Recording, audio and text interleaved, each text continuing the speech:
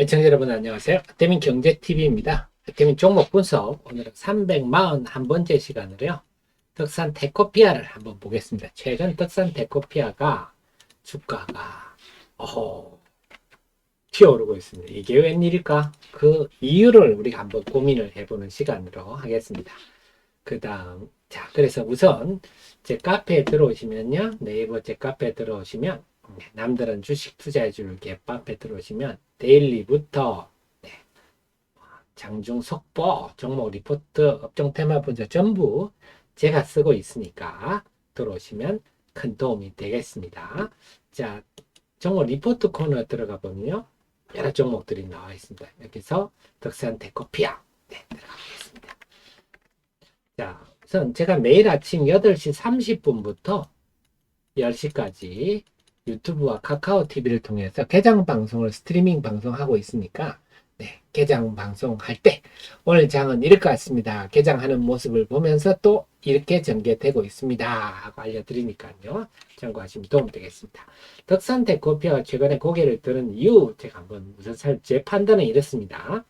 요겁니다. 덕산테코피아는요. 저번에 첨가제 요건 좀 여러분이 아셔야 되는데 덕산 일렉테라를 중심으로 말씀을 드릴게요. 덕산 일렉테라는 덕산 테코피아가 지분 50.4%를 보유하고 있으니까 이 덕산 일렉테라는 자회사가 되겠죠. 자, 그래서 전해액 공제입니다. 전해액을 우리가 하면 일렉트로라이트입니다. 라이트가 전해액입니다. 요거는 리튬 솔트.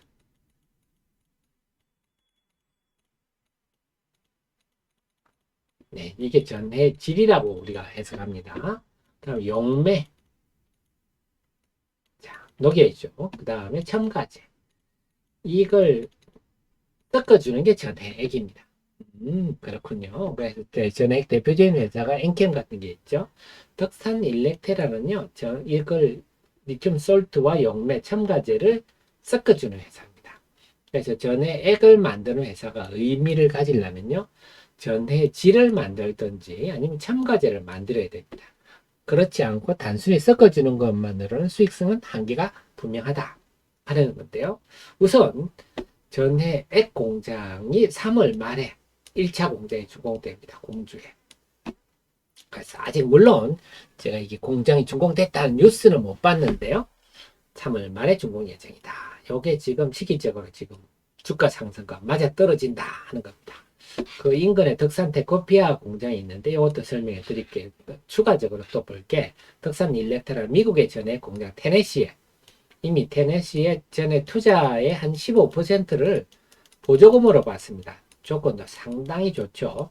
보조금으로 받는 걸로 해서 9,500만 달러 투자할 계획이다. 6만 동 전해 공장. 네. 주로 이 집은 SK온하고 거래를 하기 때문에 아마 테네시에 있는 SK온 공장으로 공급하지 않나 생각하고요. 미국 공장은 2025년부터 양산 가동이다. 자, 이런 걸 하면 기록 전액이 평균 10달러 계산하면 연간 한 7, 8천억 매출 크죠. 이게 다 어디로 갑니까? 네, 덕산 테코피아로 가겠죠. 그럼 덕산 테코피아는 또 뭐냐? 덕산 테코피아가 첨가제입니다. 제가 그랬잖아요. 전해액은 전해질과 용매와 첨가제로 된다. 그래서 전해질이나 첨가제를 해야 전해액이 의미가 있는데 이게 절단 일렉 테라가 하는 거 아닙니까? 그러면 첨가제들 덕산 테코피아가 이렇게 하면 서로 시너지가 나죠. 네. 그래서 덕산 테코피아는 첨가제를 하는데 이게 아주 힘든 영역입니다. 이거는 고도의 기술력이 필요하다. 그래서 이미 SK이노베이션하고 예전부터 해왔습니다. 전액 첨가제는 말 그대로 우리 라면 스프 같은 위치를 할까요? 다시마 같은 위치를 할까요? 음식에 양은 많이 안 들어가지만 맛을 결정하는 배터리의 성능을 결정하는 아주 중요한 요인입니다. 그래서 이미 SK이노베이션은 예전부터 개발해와가지고 점점 늘려가지고 2021년 8월부터 양산을 해서 여기까지 된 다음에 이제는 대규모 그래서 비닐렌 카보네이트, 플로르에틸렌 카보네이트 특히 비닐렌 카보네이트가 전해액 성질에 아주 중요한 역할을 합니다. 이 공장이 5월 말에 완공된다.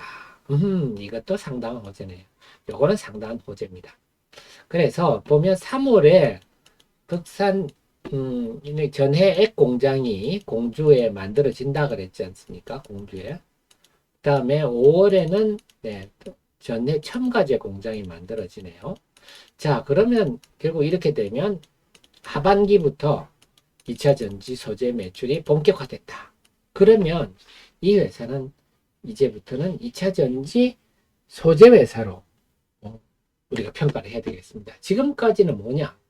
지금까지의 핵심은요, 반도체 헥사클로로디실란이라고 해가지고 반도체 소재, 그다음에 OLED 중간 소재 이런 걸 주로 생산했었는데 특히 반도체 소재는 굉장히 네, 헥사클로로디실란을 국내에 첫 번째로 만들었어요. 삼성전자에 거의 반 정도로 공급하고 있어요. 그래서 헥사클로로디실란은 캐시카우 역할을 한다.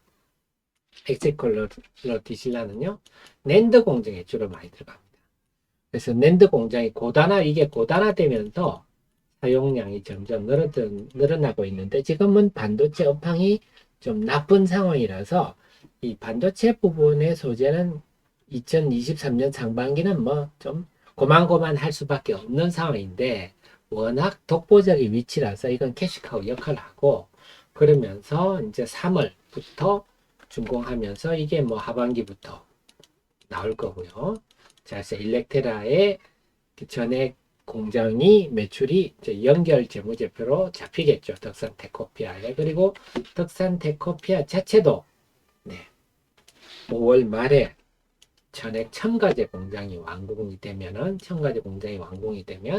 여기도 하반기부터 매출이 돼요. 그리고 또 하나 2025년부터는 네, 이제 테네시 공장이 또 완공이 돼가지고 여기도 전액 공장, 요게 또 연결 재무제표로 잡히겠죠. 그렇게 본다면 덕산 테코피아는 이제는 좀 전기차 소재주다 이렇게 해야 되는데요. 그러면 이제 이 전기차 소재는 최근에 주가가 올랐는데 이거 아이고 많이 올랐는데 어떻게 봐야 됩니까 하면 전기차는 그냥 시가총액 중심으로 보시는 게 낫겠습니다. 그래서 그 관련해서도 제 카페에 정리가 되어 있는데요. 그래서 업종 테마 분석 들어가시면 올해 볼만한 전기차 유망주제가 다 정리를 해놨습니다. 정리를 해놨는데 그 중에서 개성 있는 저가 시가총액 한 3천억에서 5천억 정도 2차 전지는 이제 방비를 좀 끼면 대체로 시가총액 1조가 넘는데요. 덕산 테코피아, 캠트로스, 에코앤드림은 다 재료가 있는 종목들입니다. 그래서 덕산 테코피아 시총이 한 4,400억 정도 되는데 좀 만만하죠. 그래서 시총 한 3,400억대, 4천억대 내외의 소재주는 좀 만만하다. 이렇게 봐야 수 있겠습니다. 그래서 아직 덕산 테코피아는 상대 주가에 비하면 좀 메리트가 높다. 이렇게 봐야 되고, 좀 전에 말씀드렸듯이, 이제 전액 액 공장 준공, 특히 5월에 전액 첨가제 공장이 5월 말에 완공되면 요거는 상당한 큰 재료를 작용하겠다. 그렇게 본다면 주가가 지금 점진적으로 계속 좀 우상향하지 않을까. 이런 판단을 해볼 수가 있겠습니다. 그래서 이제 5월 말에 부터 전액 첨가제 공장이 완공되면 완전히 덕산 테코피아는 번지수가 달라진다. 그래서 새로운 2차 전지 소재주를 주목받을 수 있다는 점을 염두에 두시고 대응하시는 게 합리적일 것 같습니다. 저는 다음 또 이 시간에 뵙도록 하겠습니다. 고맙습니다.